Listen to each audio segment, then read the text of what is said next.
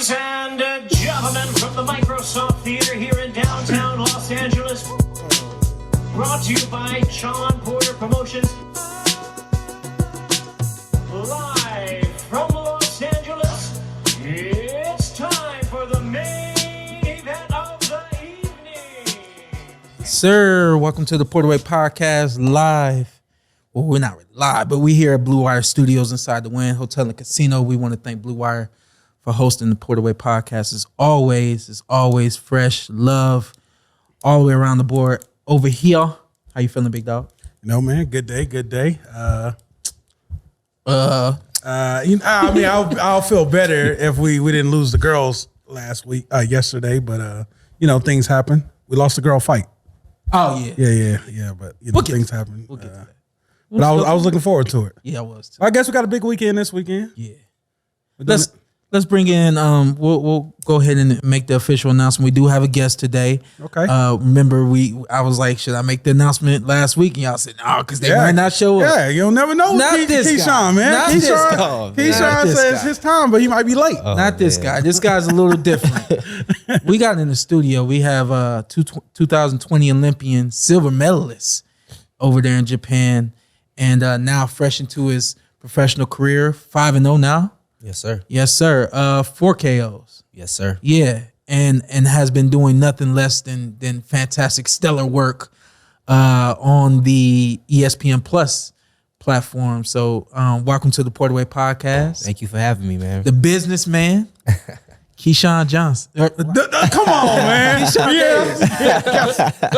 Hey, I was named after him, so hey. Oh, okay. Can you catch? I swear I was named. Can I catch? Yeah, I was a football player. Throw a ball to him right now. Somebody call Terrence Crawford. Oh man. When you moving to Vegas? That's the real question. Oh, very soon. Okay, for sure. Okay. You talk to moms about that? I guess, yeah.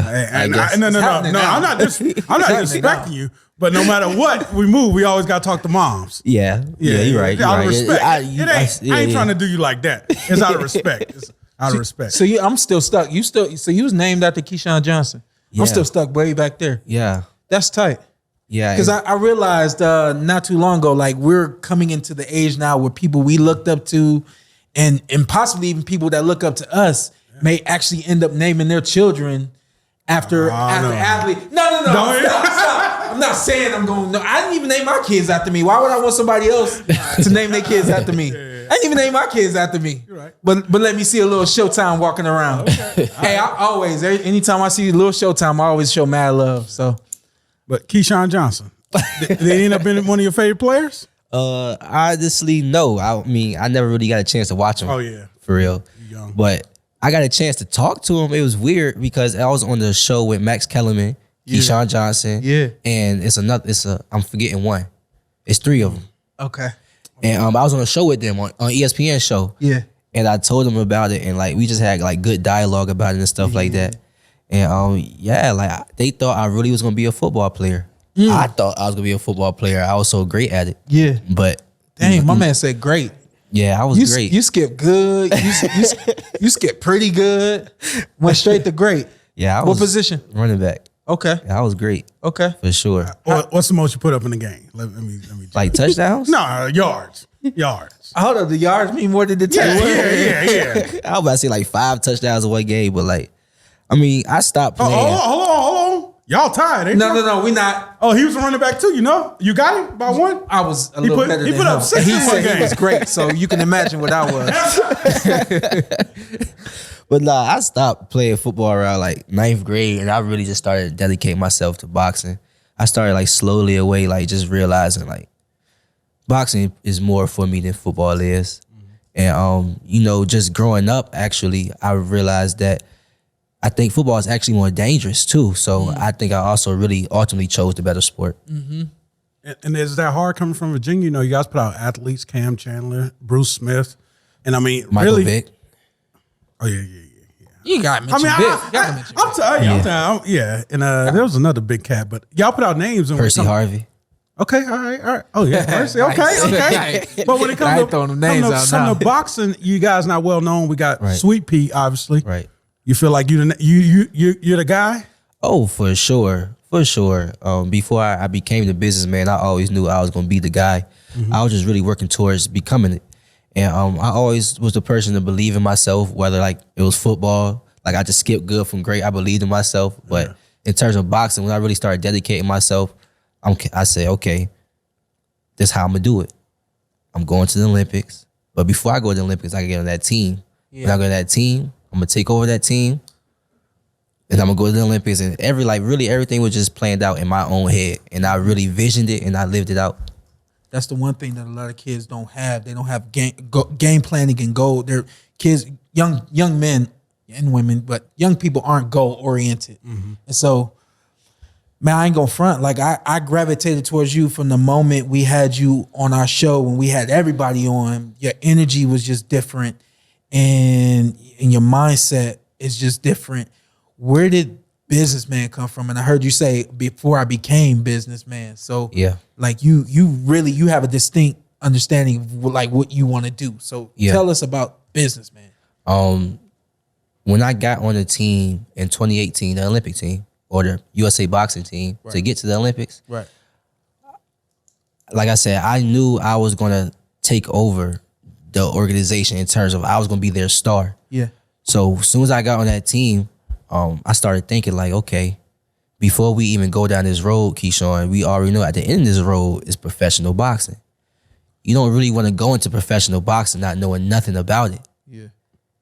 And you know the Don Kings in this world and a whole lot of other people in this world can probably just take from you. The people I probably don't even know can take from you, do that, the third. So you need to start learning boxing more, not just the physical aspect of it, but the outside the ring aspect. I'm like 18 thinking to myself like this. Right. So I started asking more questions to people like yourself. Yeah. When I come around people like high level professional boxers, I ask them a question. They probably lead me into a manager, or then I started asking questions to promoters, and I really started gravitating to the sport more on the business end.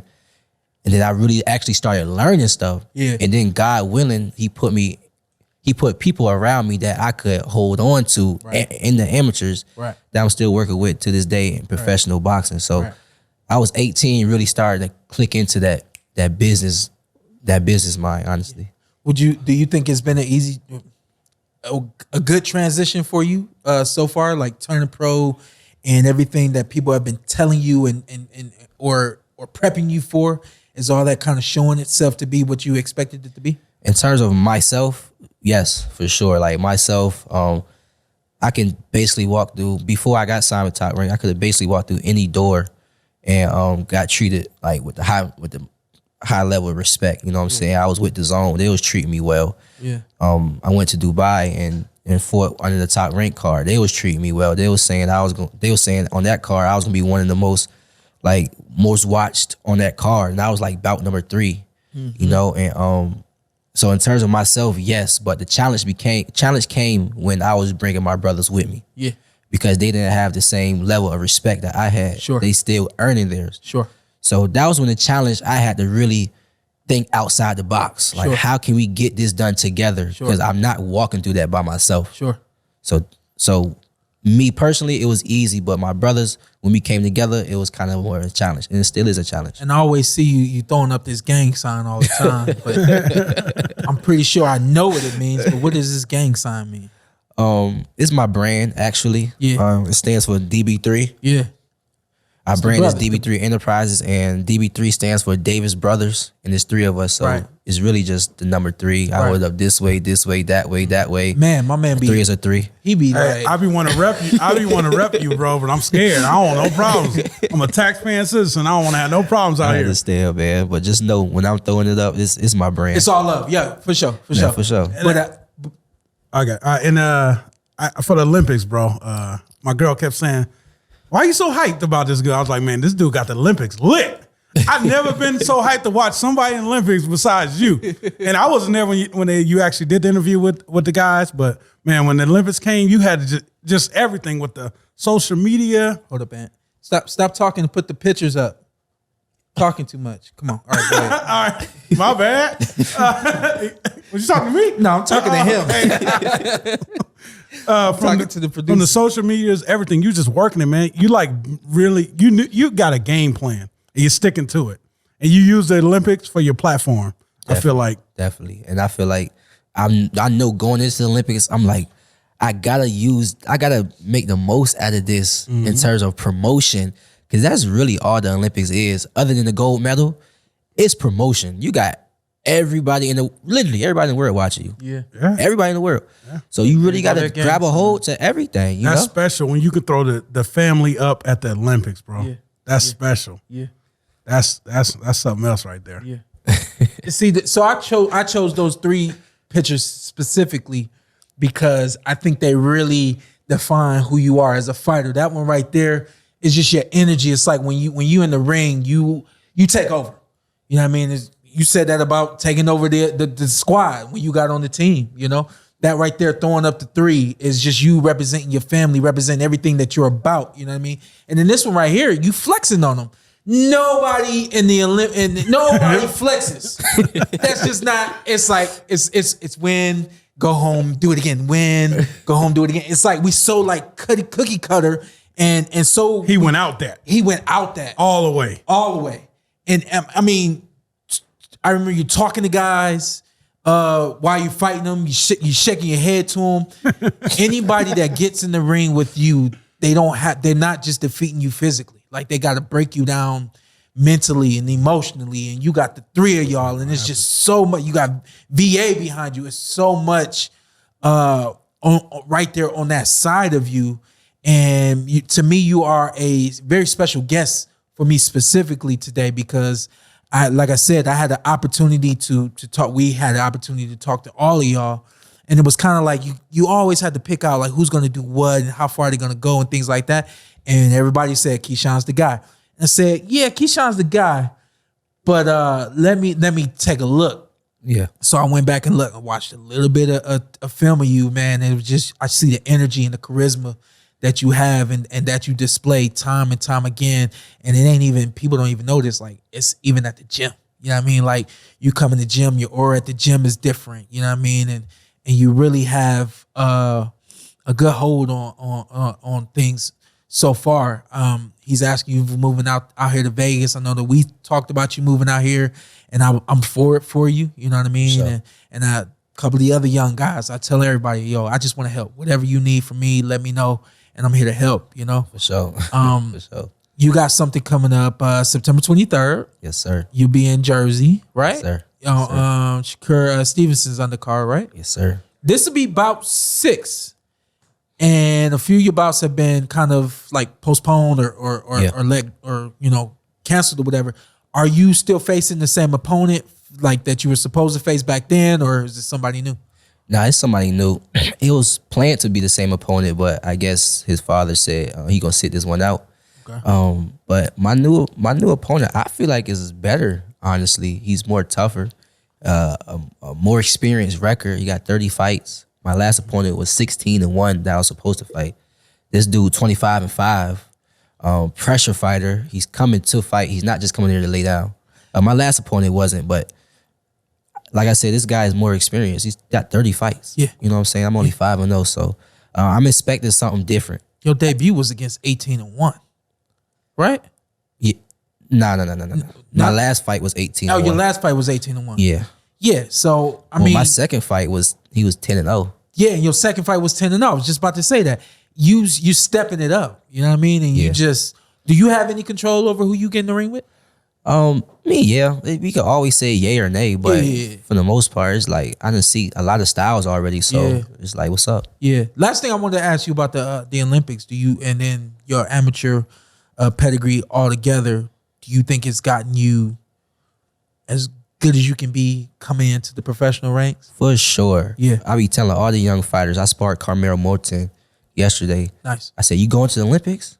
Like, I be telling all the young fighters, like, get that experience.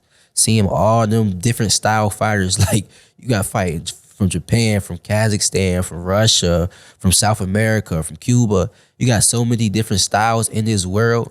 And then you bring it to America. Like, most American professional fighters don't get all that experience. You don't get it as a pro. Right. You really don't get it as a pro until you like 30 fights in. It's like, okay, now you're comfortable as a pro. You done see almost everything. Yeah. But if you get that way before that, it's like you can really be ahead of the game.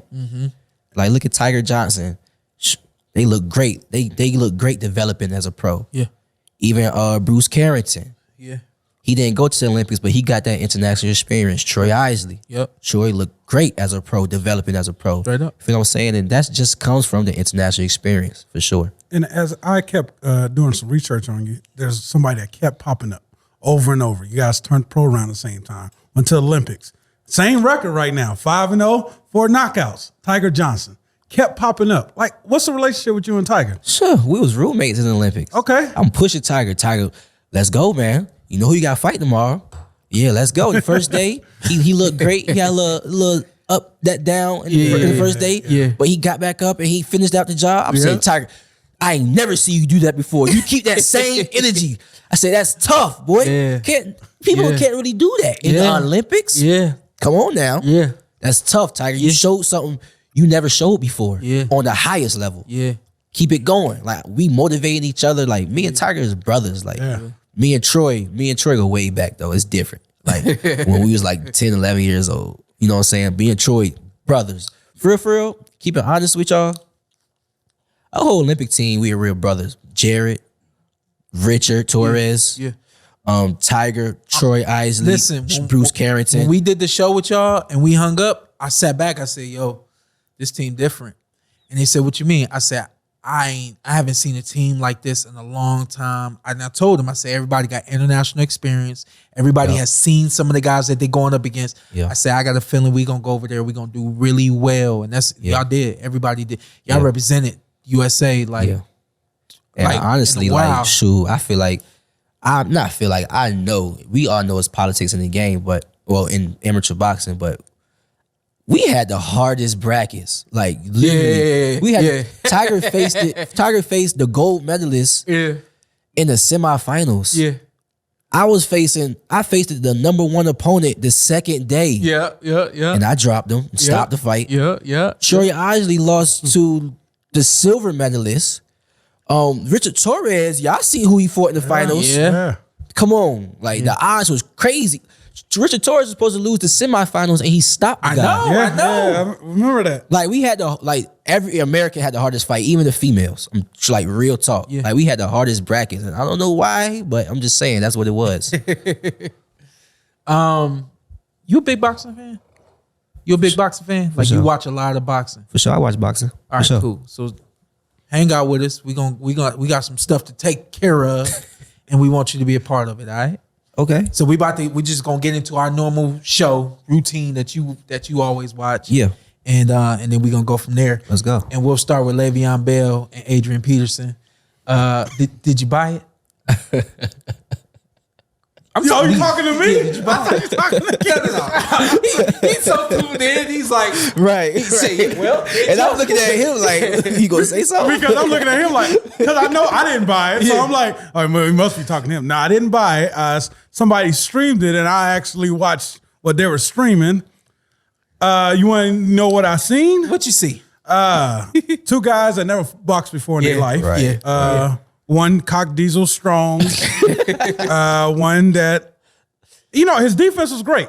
Le'Veon defense was, he was slipping stuff.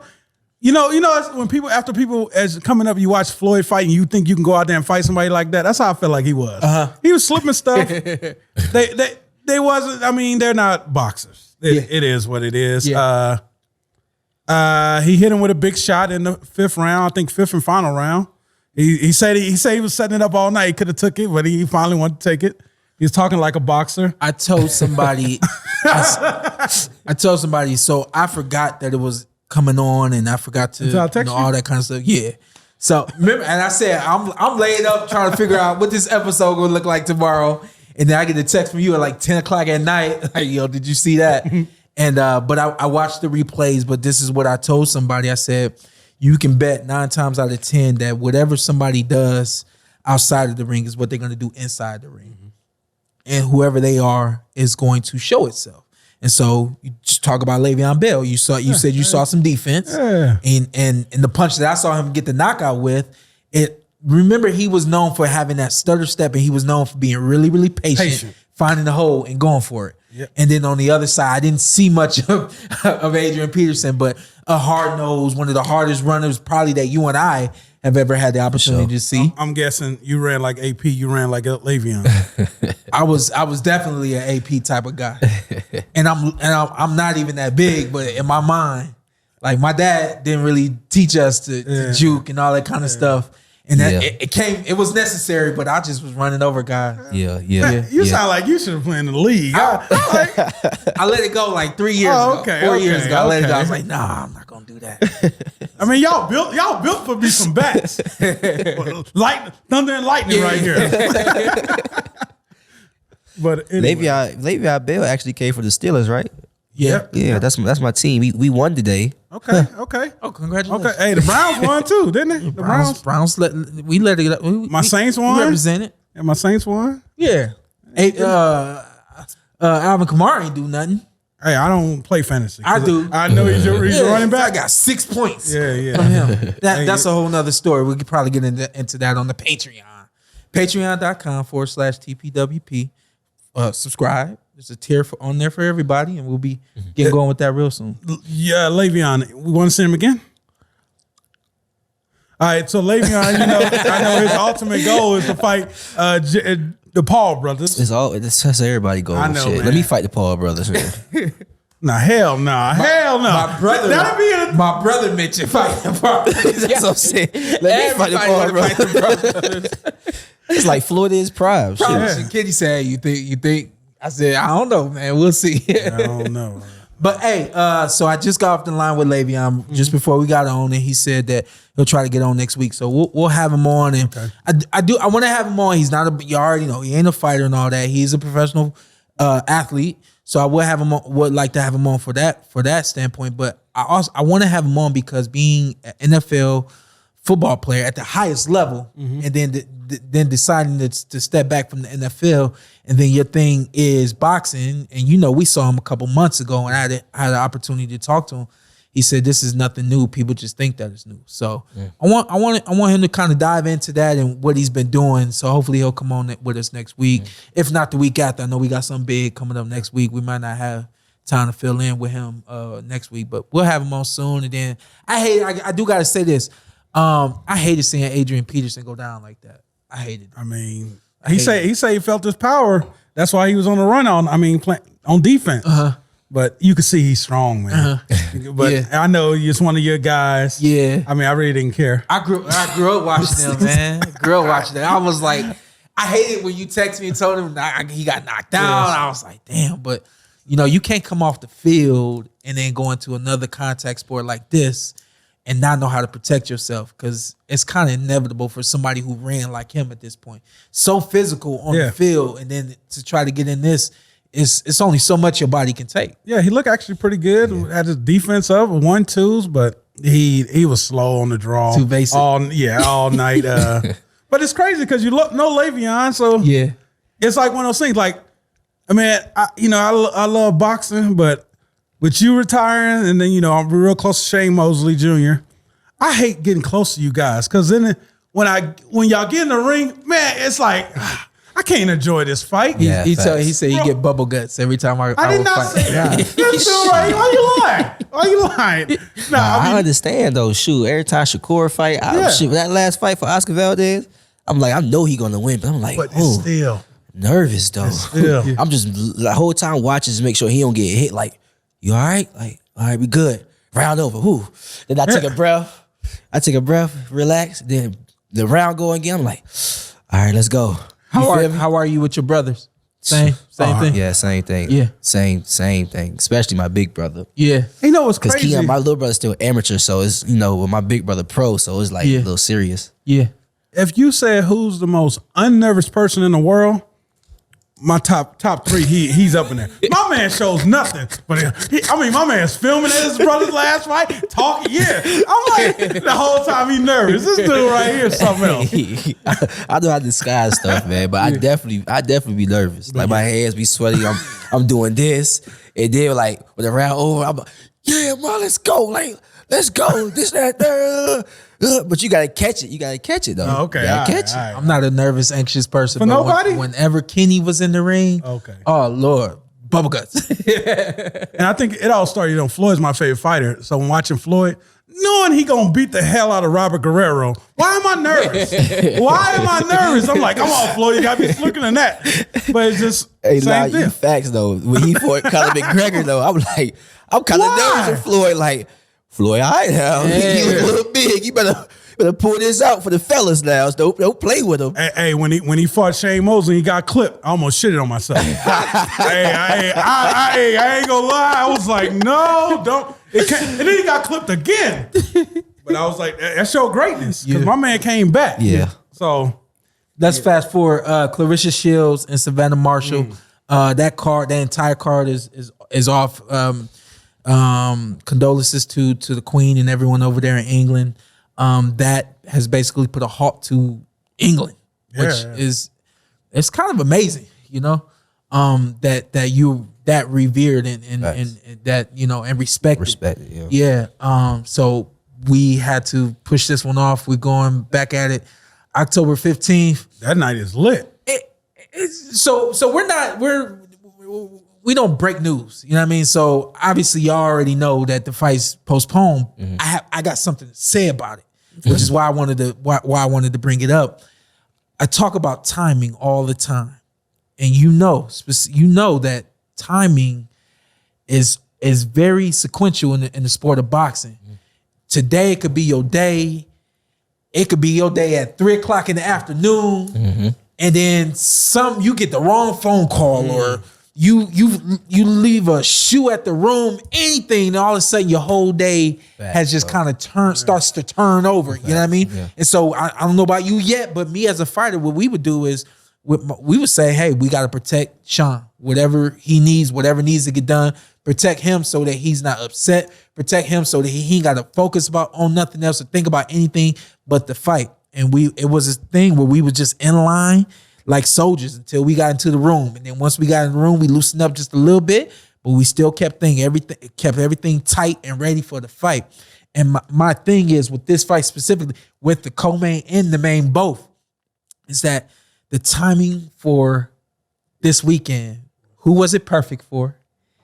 And who is gonna benefit from the extra or the increased couple of weeks of maybe not even preparation. But you should know how it is at this point where you got your weight to where it needs to be. You've been eating what you need to be. And then now all of a sudden everybody say, pull back, hold up, that ain't the time. And it's like now you got to reconstruct the training. You got to reconstruct the brain. You got to reconstruct the nutrition and the whole nine.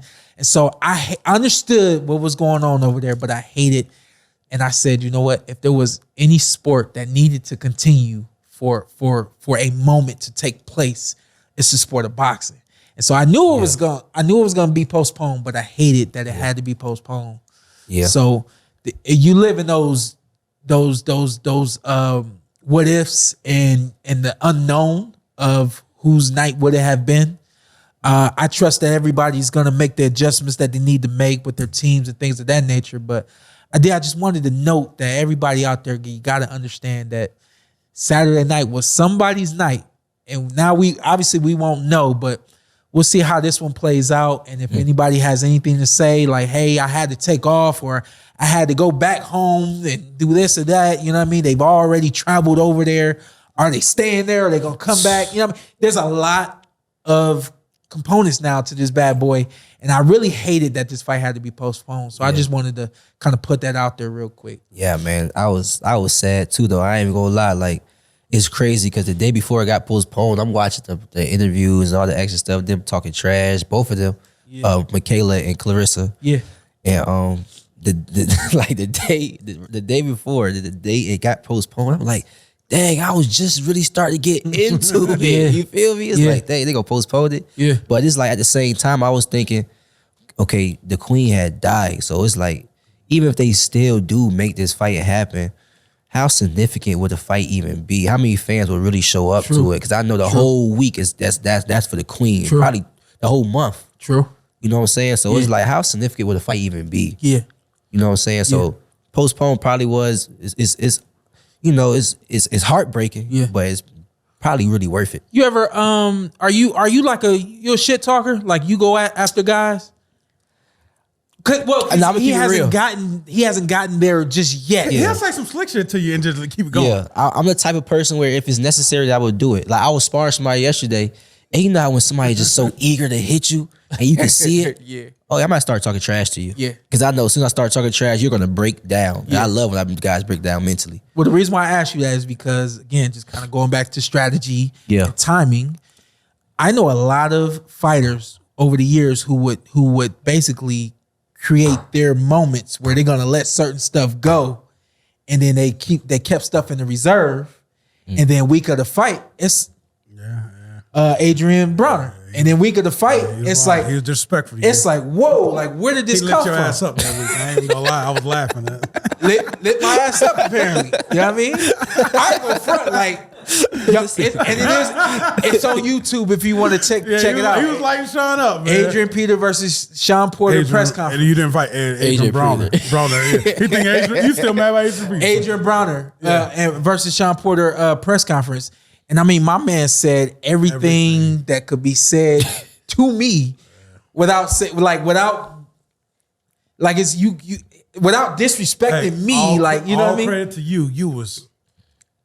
Hey, I've never seen Shawn budge one. And on the inside, I was like thinking to myself, like, damn, how did he know this? Okay.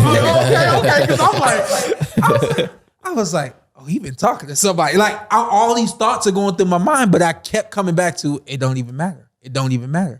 It don't even matter. But the history with the co-main and the main, and you know what I mean. Again, just that build up to that moment, and then. Like you got to get energy back to do that all over again. Right. You got energy to go back, and you got to figure out a new strategy in terms of talking shit to you because you done heard it all by now. You know what I mean? Like I didn't. That's a fact. You done heard it all now. You know what I mean? So if that Claressa was breaking Savannah down, and shit talking, it was starting to affect her. Yeah, you could see it. She was breaking her down. That be the motivation though. The shit talking. Yes, for sure. That could be the motivation. For sure, like if a person like Savannah doesn't really have that in her, so she's taking it all in. She probably in her head like, "Yup, I got something for her. I can't wait till we fight. I got something for her." That's how it was when I fought Adrian. Exactly. So she can't just because she can't, say it in dialogue, but she's taking all that in. But Michaela and Alicia, on the other hand, they gonna do that all day. You feel me? But I honestly feel like Michaela is more so calmer in a sense because I feel like Alicia got more so to prove. Yeah. And Michaela carrying it like, I've been here before. You just another opponent.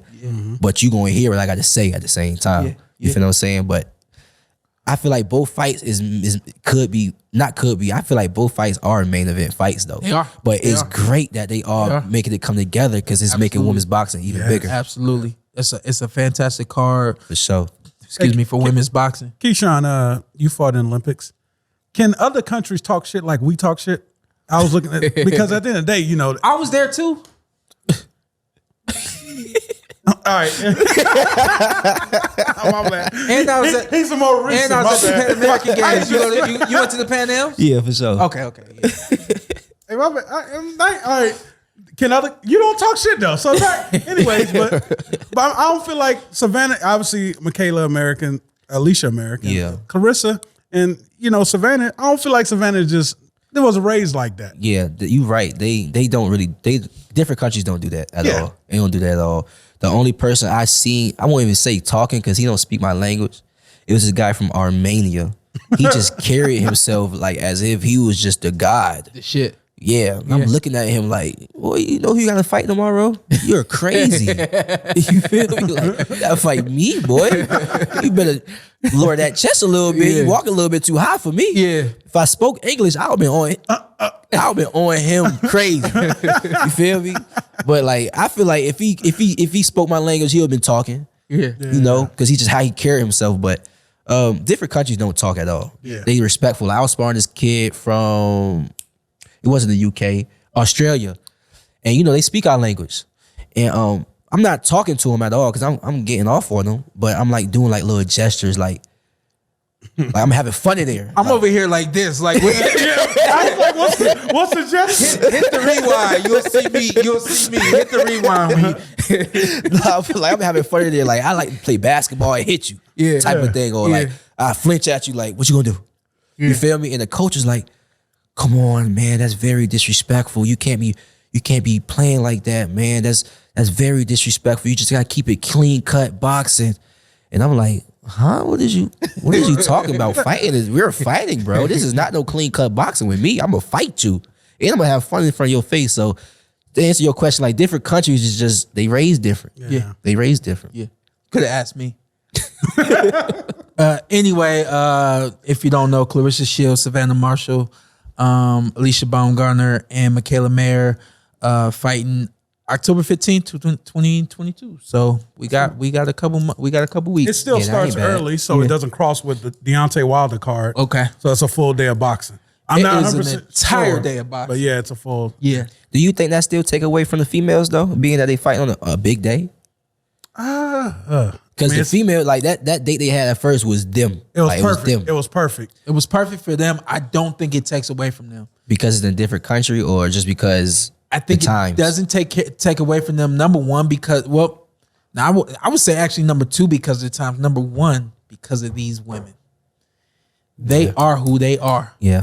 And no disrespect to any other cards, but this card specifically and these two fights are two of the most anticipated female fights in years.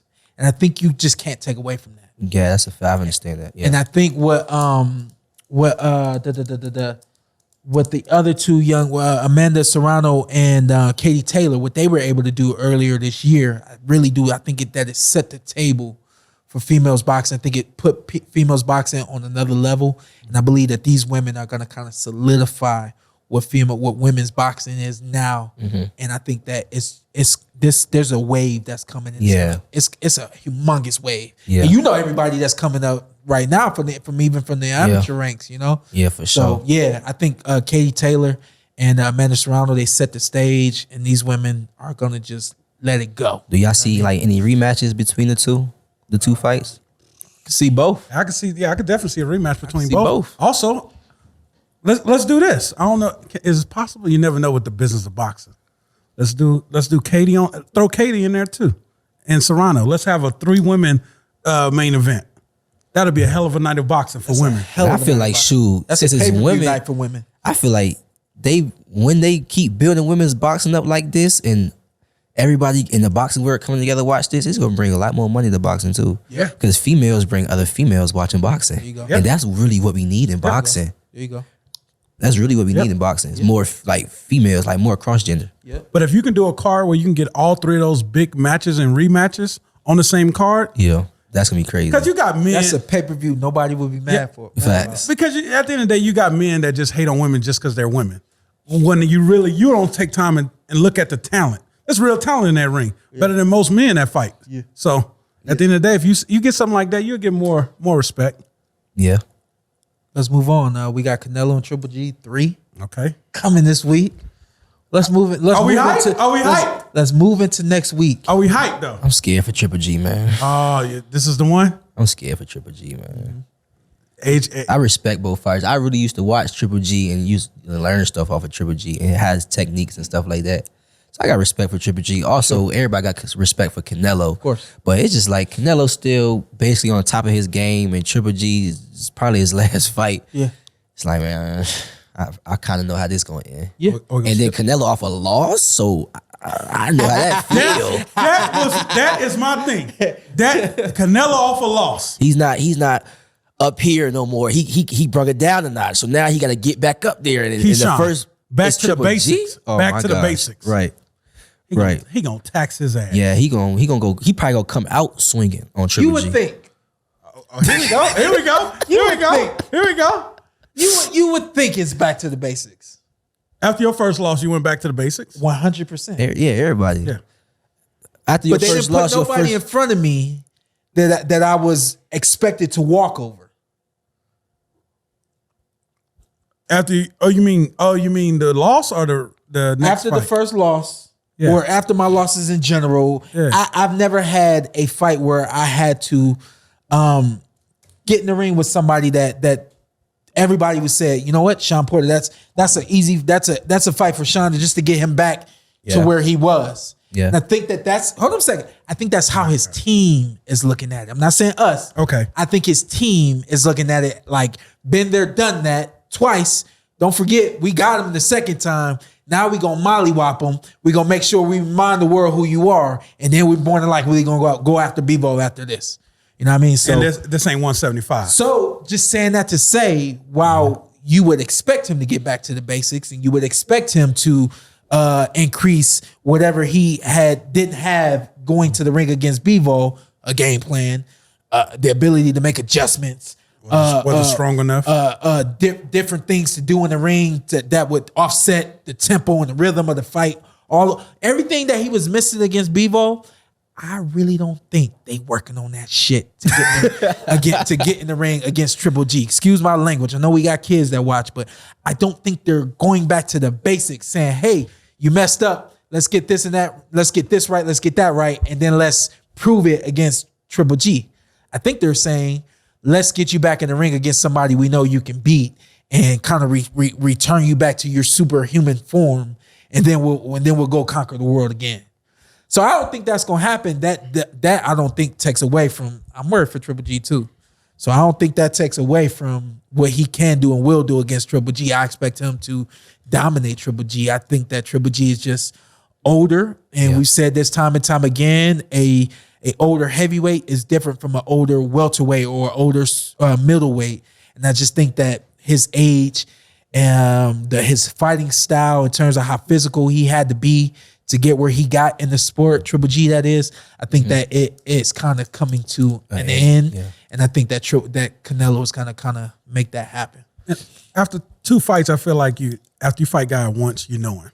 You fight guys twice, you know him even more. Keyshawn, you've been in the ring with a guy a couple times. Yeah. I feel like there's one guy that can tweak a little, and that's Canelo. Yeah. And I feel like those little tweaks and everything gives him the advantage. And I mean, you could punch this guy in the face with a truck. Triple G, and he ain't going nowhere. But I feel like that body, if he puts in that body work, I feel like Canelo can stop him late. Yeah. But that's what's gonna hurt Triple G though. You can hit him with a truck. How many times you get hit with a truck? 3, 4, 5, 6, 7 times. You go in 12 rounds now. You feel what I'm saying? And like you said, he's older. He done got hit with trucks. Yeah. Yeah. You know what I'm saying? So shoot. What you got? You got late stoppage? I think, for sure. I'll put a bet in on the stop. For sure. I will bet on a stop. Like on the stoppage. Like, hey, that bet not gonna go 12 rounds. I like that bet not gonna go 12 rounds. Oh damn. He said better not go 12. That better not go 12 rounds. It's not supposed to. It's not supposed to go 12 rounds. I mean, it better not. Just take a look at it. I mean, he's a perfect dance partner. Who'd you have win the first fight? That was tough. That you can remember. I definitely remember the first fight. I really honestly had Canelo winning. I really had Canelo winning like a round. Yeah. Like no cap. Like so just you would have said draw or Canelo. Yeah, for sure. And you for the first fight? Same idea. I think I had draw or Canelo. Definitely close. Yeah, but I wasn't too mad with the draw though. A lot of people had draw or Triple G. People in boxing, people out of boxing. A lot of people had Triple. That's because they never really seen Canelo fight so tired like that. They never see him get like that before, so it was different for them. Yeah. But boxing, really just watching there, looking at it, and then going back and watching it again, it's like, okay, I understand the draw, but I think Canelo still won a round. Yeah. You know what I'm saying? Yeah. And then the second fight. Oh, Canelo all the way. He stepped to him. He pushed the tougher man, bigger man back. Yeah. And shoot, I feel like he pulled it out for sure. Made it more easier. Yeah, Canelo. I thought Canelo made the second fight easier. Yeah. Not easier, but I think he made adjustments. Yeah. And I think it was a little bit more. It was easier to score than the first fight. And I just think Triple G's a perfect dance partner for Canelo. Bivol wasn't. He led the dance all night. Yeah. And this fight, Triple G can't lead the dance, and that's gonna be an issue. Yeah. But he's stationary. I feel like also with the Bivol fight though, that's not really. It's a loss to Canelo. Like it's a loss, okay, of course, on your record, but like, look at the challenges he's taking in boxing. Nobody's taking the challenges Canelo is taking. Let's give credit to that. That 2-year run been crazy. Yeah. You feel me? Like he been taking crazy challenges. Yeah. Like he had a tough fight with Caleb Plant, pulled it out and won. Like he's still showing at the top of his career, he's taking these tough challenges and still being great. Yeah. Like that, he's great regardless. Even if he fight Bivol again and lose, he still took that challenge. This Bivol is way bigger than him. Yeah. If he was Bivol size, it wouldn't be a question. Like, for real, let's be real. And like Keyshawn saying, I mean, no slight at nobody on the pound for pound list, but who fought four times in 1 year? Yeah. My man was getting it in. Yeah. Fact. And you could say he's number one, the two on the pound for pound. Billy he was Joe, getting it in. Billy Joe, that was a great fight. Yep. I was there. That was a great fight. You was there? Yeah, I fought in the card. Yeah. I fought in that card. Oh, yeah, you did. Yeah. Hey, this guy right here, dude. Yeah. MGM. Yeah. Dubai. Yeah. Hard Rock Casino, Miami. Yeah. Madison Square Garden. Yeah. AT&T Stadium. Getting First 5 fights. Getting it. Who's got? Who you know? Getting it. This guy over here getting it in. Yeah, I'm blessed, man. God put me in great positions. Okay. Sir. Yes, sir. Blessed and highly favored over here. Yes, For real. sir. That's what's happening. Yeah. Hey, name your first 5 plays. Go ahead. I'm over here like, why? Mama's house. The gym down on 3rd. My second fight fought in the middle school. See? Hey, for real. Middle school gymnasium. Yeah. Wow. Yeah. Yeah. My dad was the businessman. So we fought. I think I had my debut October 6th, I think. And then I fought Damn, you remember that? 1 week later or 2 weeks later. And my dad was like, we turned pro in Maryland. I don't remember the venue, but shout out to Salisbury. I know they watch. We turned pro in Maryland, and then we were scheduled to go home, and my promoters was like, hey, Kenny, we can get him on the card in the middle school in 2 weeks. My dad says, we'll stay here and train, and we'll be in Mississippi or Mississippi or Tennessee, Memphis. We'll be Memphis in 2 weeks, and that's what it was. How do it feel, training with your father? How do that feel? Man, it was life. I tell people, like, the weirdest question to me that people ask in interviews, and I hate it, they say, when did you start boxing? We know you play football. When did you start boxing? I'm like, I started boxing before I played football. I had my first sparring session. I was 4 years old. I was I was 4. I turned 5 in October. So before I turned 5, I had my first sparring session. And my dad had me in the ring with somebody who had some amateur fights or was just about to have an amateur fight. Kid was only 7. I was 4 going on 5. Kid was 7, but the kid was fast and sharp and all that. And my dad was like, hey, just move around with him, And we actually have it on video where I'm just chasing this dude. Same thing you saw me do as a pro. I was doing that when I was 4. You know what I mean?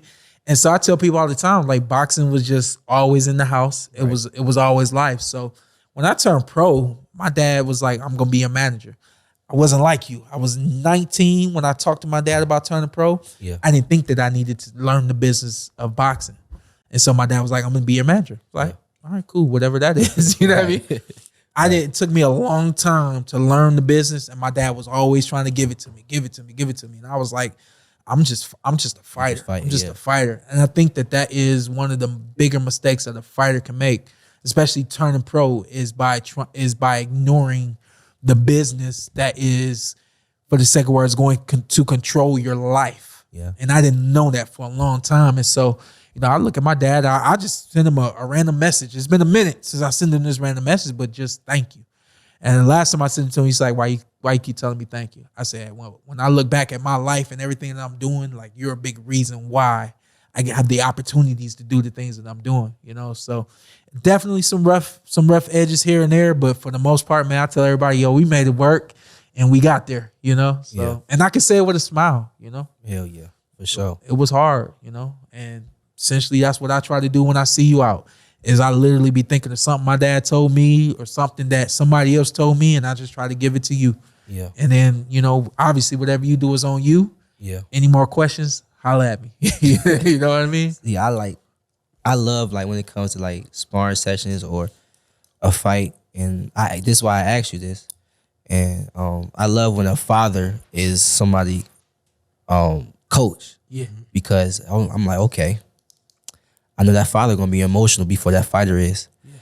So I'm gonna get to that father. See, I grew up, Dirty. You're a dirty dude. So I'm gonna talk to that father crazy. Not disrespectful, I'm not disrespectful. But I'm gonna talk to that father because that father gonna be emotional. Yeah. And most of the time when coaches, fathers get emotional, they tend to get off their game plan in terms of what they need to do and they get to what they want you to do and how to hurt that guy. Yeah. Because they emotional now. Instead of 1-1-2, throw the 1-1-2, come with the right hand. That's how you gonna catch him. Like, no. Let him come to you and you meet him with the right. You feel what I'm saying? Because now he want to hurt you. You feel what I'm saying? And I can tell like the energy. I know when like an energy switch is like, oh, I got the father. Yeah. All right, now this fighter is a dead fighter now. In between the rounds. Looking at that. Hey, if you see Daddy's shoulder, he's like, I got it. He like, I got it. Yeah. I got it. Nah, for real. Like, for real. No cap. I mean, the fight, amateur fight, because I ain't fighting nobody pro like that. I mean, the amateur fight, I hit with like a 4-punch combination. Boom, boom, boom, boom, boom, boom. Step off. Look at the... boom, boom. And he just get like, they get so frustrated. So, you gotta do this, you gotta do that. Oh yeah, you're a dead fighter now. Hey. So for me, that was the difference for me. And that's kind of where I was advanced in terms of being a professional athlete and a young professional athlete and all that. From a mental standpoint, I was very strong and tough. And I always had this like, I have a really good understanding of psychology. And so it was kind of like I always knew not only how to get the best out of my dad, but how to expose the fighters I was in the ring with, how to take things away from them, how to get into their psyche through the course of a fight, and just kind of go back again to Adrian Brown where he was talking all that stuff. My dad was the one, to your point, that let loose during the press conference. And so I'm sitting there, we both kind of like, we just taking it, right? And we taking it on the chin. And my dad was like, my dad is a fighter. That's all you seen. Yeah. But so your dad was sort of a talker too, though. Right. Yeah. And so my dad, once my dad started letting loose, I'm like, yo, let it go. It don't even matter, you know? So we get up for the face off, and I told my dad, I said, yo, let it go. I said, once we get in the ring, there's nothing he can do. And I said, I guarantee you, Dad will be smiling at the end of it. You know? So then if y'all fast forward to the end of the fight, Adrian comes over to the corner, says a couple things to my dad, and they go off on each other, whatever. They were still going at it? We broke it up. I said, we broke it up. You just got them fighting. Yeah. And I had to hold my dad back. I said, Dad, what I tell you? I said, we don't do that. That ain't us. I said, we smile about everything. And he smiles, you know what I mean? So I was a little further along, like from a mental standpoint, psychological standpoint, in terms of being a professional athlete, learning how to take on things and take on challenges and all that kind of stuff. So the first time I seen what you said is Danny Garcia versus Shawn Porter. Oh, yeah. Where his dad told him, I'll slap the shit out of you if you don't do this. I'm like, come on, man. Yeah. Just like, and Danny be like, yeah. I don't care if you're my father, my mother, my grandmother. I ain't gonna never disrespect nobody, especially if they that. But you not gonna be like, you just gonna smack shit out of me. I ain't gonna say that. Like, I'm like, yeah, I got you, man. No, sir, that's not in me. But like, then that's the point. You're taking now that you got your dad showing emotions, like you said. Yeah, the dad will show it first before the fighter. Yeah. So like in terms of, because I went to when I went to Bomac and them crew, I talked to Terrence and I be like, Terrence, honestly, you remind me a lot of myself, especially in that ring, and just your demeanor, how mean you are. I said I never been in a ring with somebody, and I feel like they meaner than me. Yeah. Never. Yeah. Ever. Yeah. I'm in a ring with him. I'm like, man, this man is mean. Yeah. Like I feel it. And that's just sparring. You feel me? So like in terms of, you say you good with this like like with the brain and stuff like that. How did you feel being in the ring with him? I learned that very quickly about him. I already known it about him, but there was maybe 2 points during the fight where I said he's not gonna break. And I don't think there's anything that anybody can do to break Terrence Crawford. I kind of pride myself on that. And if I wasn't able to do it, I really don't think that anybody can. You know what I mean? I think that it, you know, but bearing a knockdown, putting him in a position that he's never been in, you know, that's, I think, shy of a knockdown, there's nothing you can do to break Terrence Crawford. And I think that that's what really makes him, a lot of people overlook is, or when they talk about who's going to win between Terrence and Errol, I think that that's one component that they don't know about Terrence, and so they overlook it. They say, oh, Terrence ain't been challenged. He ain't been in the ring with nobody. And I always say it don't matter. He's going to always perform and always step it up. You know what I mean? So definitely no, you read that 100%. He's the meanest guy I've ever been in the ring with. Yeah. and definitely just on general basis, like one of the meanest and competitive guys I've been around. And definitely not emotional. And I feel like when it comes to that big fight between those two, I feel like one is emotional and one is not really emotional. Yeah. You know what I'm saying? And I'm just sitting back and watching, you know? And credit to both of them. They both great fighters. That's why it's going to be a great fight. Absolutely. You know, but one is emotional, one is not emotional. Every little aspect in terms of a big fight, that matters. Little things matter in the big fights. It's the little things. Like, you don't have to teach those guys how to throw a jab, how to throw it with speed, how to take the speed off, throw them with more power, when to go to the body and feint. They got all that. Facts. It's the things of what happens when, as a fighter, as your character. Yes, sir. Your character shows. Yes, sir. Yes, sir. For sure. Yes, sir. Yes, sir. And I was able to challenge both those guys' characters. Yeah. And both of them is stone cold. Yeah. You got two stone cold killers getting in the ring, man. Yeah. Hopefully that happens soon. And you know, I mean, if we can push it off. Why y'all think I'm gonna say something crazy, man? The way you come in, you talking about me. Yeah, I mean, what you about to say, man? Hey, man, we can push it out as long as possible. I'll take a nice co-main between, you know what I'm about to say, huh? Frank Martin and Keyshawn Davis. He talking about Frank Martin pushing ain't it ready, off. man. He not ready, man. All right, I mean, I ain't here short. I ain't no shit starter or nothing. But Nah, I'm just saying, that's his a name been mentioned a couple of times, just like the other kid, Rayo. Okay. And I've been trying to tell the fans, stop comparing me to these other prospects because they just haven't been through what I've been through. Okay. In the ring. Okay. You know, they just started getting their names. You know, y'all been knowing me since my debut. Like, and it's a reason why y'all been knowing me. They like 15, 16 fights in. Like, them guys just not on my level yet. I said, because I think he mentioned it once before, and we were all talking about how the fight was too soon. It was actually Carson, so RIP Carson. No, y'all don't think you can. I can't say But that. I said I thought that the fight was too soon for you. For me and Frank. Martin. Yes, sir. I mean, it's, you know, it's opinions. It's all opinions, but you know, I just know what I can do. You feel what I'm saying? Like, Frank not ready. He don't care about you being 15-0 and I'm 5-0. Frank not ready. Frank is really good too, though. Now Frank is technically sound for sure. Like, he's a great fighter. I think me and him would be a great fight now or down the line. Yeah. For real, Yeah, for real. yeah. But it's not like gonna be like he go 10 or whatever. How many rounds he go? I think he in 10 rounds. Yeah, he now. a 10 rounder. I heard that he's supposed to be fighting. He's from New York. He just lost to Hector. Heck, Show prime time. Oh yeah, Prime we did time. hear about that. I heard he's Yeah. supposed to be fighting him, Chris Colbert. Yeah. That's a great fight. Credit to Frank Martin. Like, he a good fighter, but I really just feel like, you know, them guys is not on my level. They don't got the IQ that I got. I feel like you put the opponents he fought, you put them in there with me, and I just play different shit. Straight like that. Like, for real. Like, for real. And I mean, just look at me, 5-0. Did y'all know Frank Martin at 5-0? What opponents he was facing? Like, it's really just different levels. Yeah. Like, y'all comparing me to him. And that's He's why I 16. asked you- Imagine when I get 16. And that's why I asked will you he if you- even if be you- in the conversation with me? Yeah. I'm looking for that fight. I'm looking for that fight down the road. And that's why I asked you if you had any control over who you fight, because you fighting guys that are damn near undefeated and have, you know, substantial amount of experience in the professional ring. And I was like, okay, who's tailoring that? Is that the businessman tailoring that, or has the businessman told someone to tailor it like that for him? You know what I mean? So I think the better you can, I mean, I just think that you're moving tremendously and perfectly. Sure. And in my personal opinion, you know what I mean? Yeah. So I don't knock Frank Martin's path. My path was a lot the same.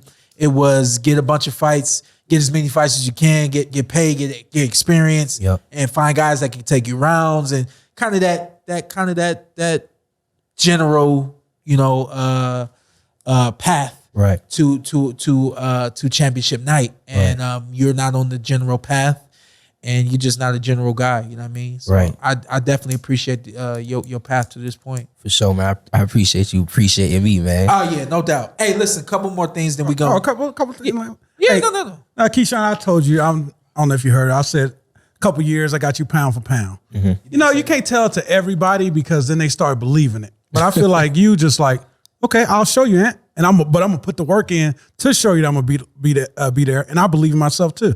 I mean, I got you up there, one of them guys. Ever since the Olympics, I was like, this guy lit. Yeah. But yeah, man, I just think you got everything it takes, man. Just, it's your time, bro. Yeah, let's ask you this. What's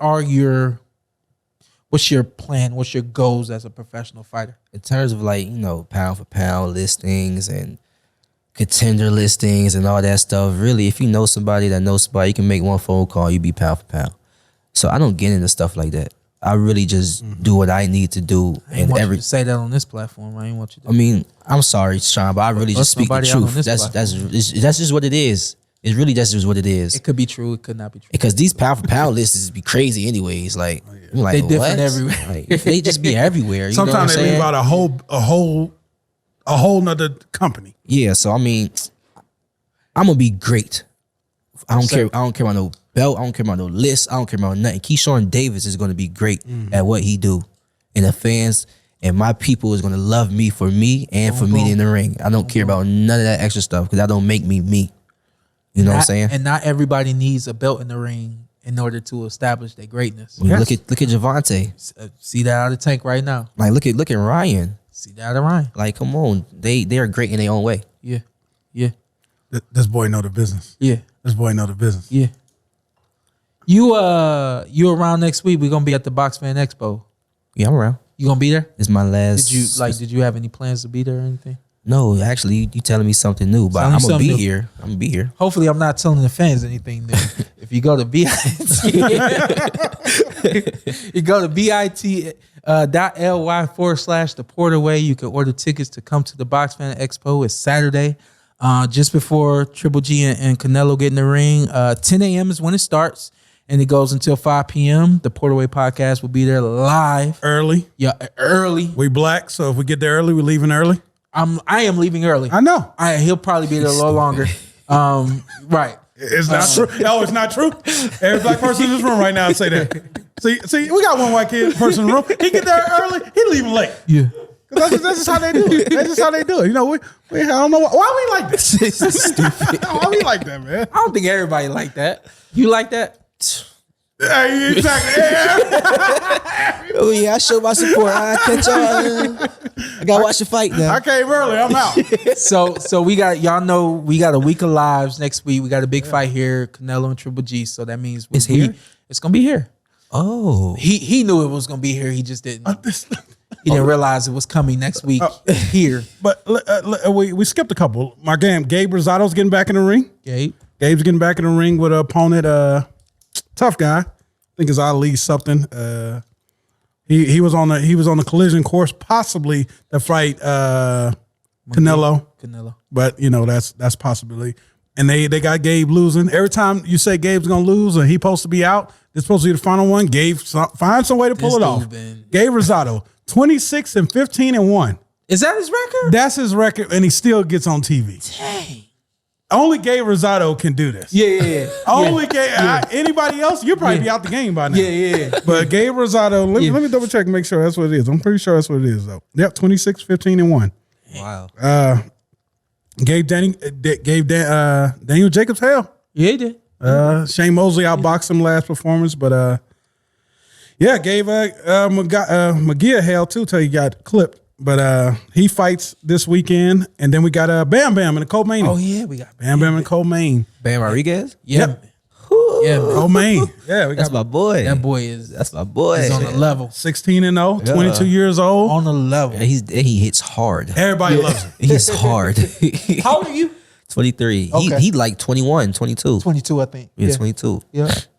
Y'all never fought, right? Oh, no, he was too small. Okay. Yeah. Just making sure.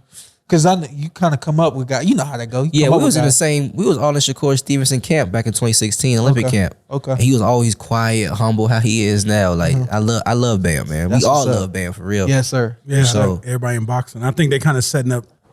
Chocolate. Was it? You went down there and seen what's his name? Chocolatito. Yeah. His opponent that you guys seen down in San Diego, Israel Gonzalez. That's who he's fighting. Right. So hopefully they can make that end of this year, maybe next year. But most likely we're gonna get him versus I'm up there for a Sonny Edwards fight, 18-0. I like Sonny. Yeah. I met Sonny before. Yeah. His name's Showtime. Yeah, I think I had it in my notes. God dang it, I was gonna tell you that. No. All right, cool. Before, Yeah. So that'll be a good fight. Shout out to Sonny. Hey, yo, we gotta get Sonny on the show. All right, hey, Sonny, come on. I'm a fan. Then we got another possible opponent, Cesar Martinez. He lost to Chocolito. So I mean, I can see him trying to set that up much as possible. But yeah, we got Bam. You know, Bam gonna put on the show. That's one thing about Bam. That's a fact. That's one. Bam gonna bam you. And we're gonna put on a couple of live shows next week. So can I get to that now? My bad. I just have to show respect to the fighters. Oh yeah, no doubt. So the press conference is Thursday. That starts at 12 p.m. We'll be live 12 p.m. Pacific time. Okay. PorterWay Podcast YouTube channel. You already know. The weigh-in is Friday at 12:30. We'll be live, and then of course we will be live. We got a barbershop show. Okay. We're going to Iced Out. Barbershop. Iced Out on MLK. You trying to pull up? Hey, Keyshawn. You know any MLK? You don't sit other people down in MLK. So you know we're gonna be in the hood. So if you want to provide some security, because I understand you might be It nervous. was Saturday? Yeah, Saturday. No, Friday. Friday? Yeah. We'll be at I'm invited, Iced man. Out I'm Friday. with y'all, man. What's up? That live at the barbershop, pre-fight show at the barbershop is Friday, 4 p.m. Pacific time. And Iced Out, 1100 North MLK Boulevard, right down the street. You know MLK, so I'm just, y'all been warned. Don't pull up like, oh, I'm kind of nervous. You're making me nervous. Like, hey. They said it's cool. Come through. Come get cut. My people you might love want to me, get man. twisted up. Okay. Yeah. Whatever. So we in there, and then the final live next week will be. We are gonna do a live Sunday. We're gonna do a live show. I probably should have talked to Blue Wire. All right, we got the go ahead. So the last live we'll do. Y'all know how I am on the big fight weeks. Biggie. We'll do live. We'll be in studio 1:30 will be our start time. We'll be live. PorterWay Podcast Sunday's show will be live 1:30 p.m. Pacific time. Saturday we'll be at the Nevada Boxing Hall of Fame. We got a booth? No. We're not. This is a Box Fan Expo. my Yeah, bad. we got a booth. All right. Are we going to announce a special guest? You know, we're going to have other people. We got but- everybody. No, the guy. What's the guy? Who's the guy? Carson Merck pulling up. No. He ain't coming? Yeah, Okay, it's you. All right. Well, you didn't announce it. Just let it out the bag. I know he told you. Why? Cause I thought you stopped communicating with him since all I this talk to went- him all the time. I know You acting like the fans now, bro. You acting like really like the fans. All right, so I think we covered everything. Yeah, we good, man. We'll see y'all next week. We'll be live Thursday, 12 p.m., Friday, 12:30, and then again at 4 p.m. And We going to New York. and we have Jersey. we have plans on being Jersey for his fight or New York. New York. Oh, New No, York. Jersey. No, we're not going to Jersey. For you. We're not. I'm going to Jersey. My bad, man. My no, bad. we're I not Y'all tried. gonna miss a hell of a show now. We're not gonna be in Jersey for your fight. So to break the news to you live on the show. Damn, I gotta. Hey, I got sometimes got put on the spot. Everybody thinks Shawn Porter's so nice in boxing. I'm a cool You really that dude. guy? I'm a cool You really dude. that guy? I'm a cool You the dude. only one can pull that off. The king. Yeah, you damn right. Okay. Told my wife last night. I said, "This is the original. Yeah, okay. This is the PorterWay Podcast." Do I have anything motivational to take us out with today? You can read the back of my shirt. What did it say? I don't know. He always got something on there. Greatness. Man, now you got me reading Go to the bottom. all the way at the bottom. Gallinacci. Yeah, Gallinacci. That's our guy. Only person got this is me and Jared Anderson right now. Let me do this one. I'm gonna just pick one. For you are that child. Continue to fan your flame until your dying day, and burn bright like the sun in mid-July. I read that like so broke up. Like, did y'all even did it didn't hit, did it? It was That- deep. It was that did not hit. Yeah. All right, what you got? Give him one. Sure. Don't be afraid of greatness. I think a lot of people are afraid to be great. They're afraid of the consequences. They're afraid of the results and what the expectation is going to be from being great. I knew that fighting Keith Thurman, I knew that fighting Danny Garcia, I knew that fighting Errol Spence Jr. was only going to lead to greater things. And I was never shied away from the greatness. I never shied away from the opportunity to show my greatness. So don't shy away from the opportunity to show your greatness. Don't be afraid of the results, whether good or bad. And don't be afraid of the expectation that is now going to be cast on you because you have shown yourself to be great. Just living your greatness. This is the PorterWay Podcast.